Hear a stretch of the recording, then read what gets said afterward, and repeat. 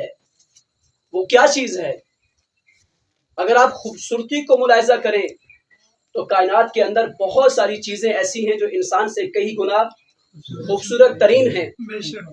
اگر آپ کہیں انسان کا فرق حیوان کے ساتھ یہ ہے کہ انسان کھاتا ہے تو یہ فرق نہیں ہے، حیوان بھی کھاتا ہے۔ بے شک انسان اگر پینے کو ملاحظہ کرے تو حیوان بھی پیتا ہے۔ اگر آپ کہیں کہ انسان بولتا ہے تو حیوان بھی بولتا ہے، اس کی بھی آواز ہے، اس کی بھی زبان ہے، اس کا وہ ایک تکلم ہے۔ اگر آپ کہیں کہ انسان نسل کو بڑھاتا ہے تو میرے خیال میں حیوان یہ کام بہت احسن انداز میں انجام دیتا ہے۔ حیوان کے اندر اور انسان کے اندر فرق کیا ہے؟ انسان میں، حیوان میں، نبات میں، جمادات میں، تمام مخلوقات کائنات کے اندر جو انسان کو اللہ نے فضل دیا ہے، جو انسان کو اللہ نے برتری دی ہے، جو انسان کو اللہ نے افضلیت دی ہے، وہ ایک وجہ سے ہے، وہ یہ ہے کہ انسان کے بدن کے اندر اللہ نے ایک گہرے گرا بہا رکھا ہے جس کا نام عقل ہے۔ سبحان اللہ۔ اس کا نام کیا ہے؟ عقل ہے۔ اور عقل کا کام کیا ہے؟ عقل کا کام یہ ہے کہ یہ انسان کے سامنے اچھے اور برے کی تمیز کر کے پیش کرتی ہے۔ اب چونکہ وقت میرے پاس نہیں ہے کہ میں تمہید باندھوں تو میں آیت کی طرف منسلک ہوں گا۔ بصرہ کے اندر امام جعفر صادق علیہ السلام کا ایک شاگرد ہے۔ صلی اللہ محمد۔ آج میں بتلانا چاہتا ہوں کہ یہ عقل کرتی کیا ہے، اس عقل کا کام کیا ہے، اس عقل کا فائدہ کیا ہے۔ اس عقل کی وجہ سے جو انسان کو حیوان کے ساتھ اور باقی تمام مخلوقات کے ساتھ جو انسان کو فضل عطا ہوا ہے، اس عقل کا کمال کیا ہے۔ آئیں امام صادق کے ایک ادنا سے شاگرد ہشام بن حکم نامی 18 سالہ جوان، کس کا شاگرد ہے؟ امام جعفر صادق علیہ السلام کا۔ میرے سامنے شیعہ سنی بیٹھے ہوئے ہیں، سادات بیٹھے ہوئے ہیں، اور اس کے بعد جو ہے غیر سادات بیٹھے ہوئے ہیں۔ پیغام یہ ہے اس سے پہلے کہ یہ مجلس شیعہ کی مجلس نہیں ہے، یہ کسی مسلک کی مجلس نہیں ہے۔ میرے سامنے صابر شاہ صاحب ہمارے بہت محترم ہمارے بزرگ ہیں، میرے بڑے بھائی ہیں، تو ممکن ہے اس مجلس کو کرنے کے بعد لوگ پوچھیں کہ صابر شاہ صاحب آپ کے گھر میں شیعوں کی مجلس ہوئی ہے، تو آپ کہیں میرے گھر میں شیعوں کی مجلس نہیں ہوئی، میرے گھر میں حسین کی مجلس ہوئی ہے۔ میرے گھر میں حسین کی مجلس ہوئی ہے۔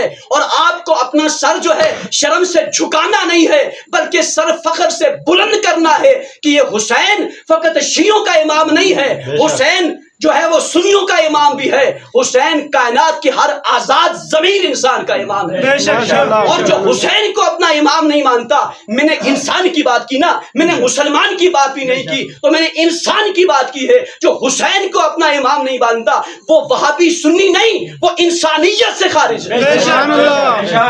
حسین کس کا امام ہے؟ حسین انسانوں کا امام ہے۔ حسین کس کا امام ہے؟ حسین عاقلوں کا امام ہے، جس کو خدا نے عقل دی ہے، جس کو خدا نے ضمیر دیا ہے، جس کو انسان نے خدا نے شعور دیا ہے، جس کو خدا نے فکر دی ہے۔ وہ سوچے گا، جب سوچے گا حسین کے سامنے اپنے سر تسلیم کو جھکاتا ہوا نظر آئے گا۔ آج جو یزید زندہ باد کے نعرے لگتے ہیں، یہ انسانیت کی آواز نہیں ہے، یہ حیوانیت کی آواز ہے۔ انسان بیدار ہوتے ہیں تو حسین حسین کرتے ہیں، اور حیوان دندناتے پھرتے ہیں تو یزید یزید کرتے ہیں۔ دعایا کریں مجالس کے اندر، مت کہا کریں یہ مجلس شیعہ کی مجلس ہے، یہ مسلکی رنگ نہیں۔ حسین شیعہ کا بھی امام ہے، حسین سنی کا بھی امام ہے۔ اور صابر شاہ صاحب کو اگر کوئی کہے کہ آپ کے گھر میں شیعوں کی مجلس ہوئی ہے، اس کا منہ بند کریں کہ حسین میرا امام بھی ہے، حسین میرا جد بھی ہے۔ اور مجھے تعجب ہوتا ہے اگر اس گھر میں، دیکھیں ہر گھر میں فوتگی ہوتی ہے، میرے بزرگ فوت ہوئے، میرے والد صاحب دنیا سے چلے گئے، اب ان کے نام پہ ختم رکھوں، کسی کو اعتراض نہیں۔ بھائی بات پہ غور کر رہے ہیں؟ ان کے نام پہ ختم رکھوں تو کوئی سوال نہیں کرے گا، کوئی اعتراض نہیں کرے گا۔ بھائی والد صاحب کے نام پہ ختم ہے، لیکن تعجب ہے اس ملا کی عقل پہ، تعجب ہے اس مسلمان کے اسلام پر۔ جب ایک عام مسلمان اپنے والد کے نام پہ ختم قرآن کرے تو سب آتے بھی ہیں، شرکت بھی کرتے ہیں، اعتراض بھی نہیں کرتے، لیکن ایک سید اگر اپنے جد حسین کے نام پہ مجلس کرے تو سب اعتراض کرتے ہیں۔ ماشاء اللہ آپ پہ غور کر رہے ہیں آپ بے کہ آپ کو کہاں لے کے جانا چاہ رہے ہیں؟ اور میں بتانا چاہتا ہوں کچھ مسئلے مناظرہ بیان کروں گا امام صادق کے شاگرد کا، اس سے پہلے تمہید کے طور پہ جملہ عرض کر رہا ہوں. بسم اللہ کچھ مسئلے مسلکی نہیں ہیں، کچھ مسئلے علاقائی ہیں. بے شک کچھ مسئلے مسلکی نہیں ہیں، علاقائی مسئلے ہیں. میں بتاتا ہوں علاقائی کیسے ہیں.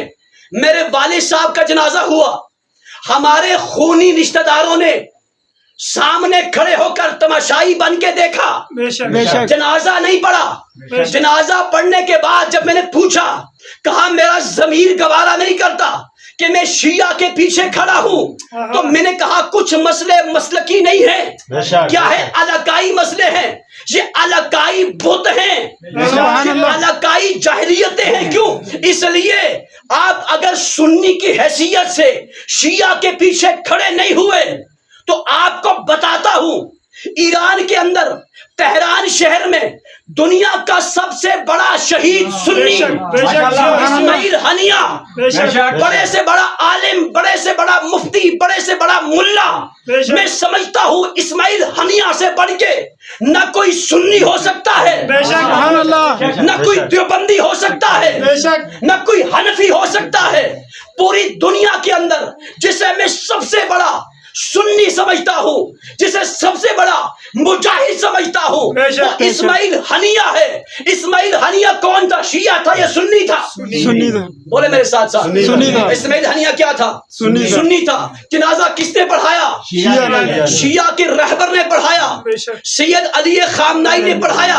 اچھا، ہماری فقہ کے اندر ایک مسئلہ ہے، ولی کے بغیر، وارث کے بغیر، میت کے ولی کے بغیر جنازہ نہیں پڑھا جا سکتا. اب تھوڑی سی بات ولی کی آ گئی، تھوڑی سی بات ولی کی آ گئی. میت کا ولی یعنی کیا؟ میت کا وارث. کیا معنی کریں گے میت کے ولی کا؟ دوست معنی کریں گے؟ بھائی بات پہنچ رہی ہے سب پر؟ نہیں پہنچ رہی. اگر نہیں بولیں گے میں کھڑا ہو جاؤں گا. میں نے گفتگو کرنی ہے، پیغام دینا ہے. بھائی میت کا ولی کون ہے؟ دوست ہے یا وارث ہے؟ ولی کا معنی، میت کا ولی اگر دوست کا معنی کریں گے تو سارے دوستوں کو دے دیں جو کریں. میت کا ولی یعنی میت کا وارث. جب یہاں تم وارث معنی کرتے ہو، ولی کا معنی تم وارث کرتے ہو، تم جو ہے وہ نمائندہ کرتے ہو، تم جو ہے میت کے سارے امور کا سرپرست معنی کرتے ہو. یہاں تو معنی ٹھیک کرتے ہو، لیکن غدیر میں معیار کیوں بدل جاتا ہے؟ میں بات وہ کروں گا جو بچے کو بھی سمجھ آ جائے. بھائی یہاں سنی سے پوچھے، حنفی سے پوچھے، دیوبندی سے پوچھے، بریلوی سے پوچھے میت کے ولی کا معنی کیا ہے. میرے سامنے قاری صاحب بیٹھے ہوئے ہیں، ان سے جا کے پوچھے میت کا ولی معنی کیا ہوگا. یہ بھی دوست معنی نہیں کریں گے. کوئی انسان دوست معنی نہیں کرے گا. جب یہاں معنی وارث کا ہے، پھر غدیر کے اندر 1,24,000 سے زائد صحابہ کرام کے مجمع میں نبی نے جس کا ہاتھ بلند کر کے کہا تھا من کنتو مولا علی مولا، جس کا میں ولی اس کا علی ولی.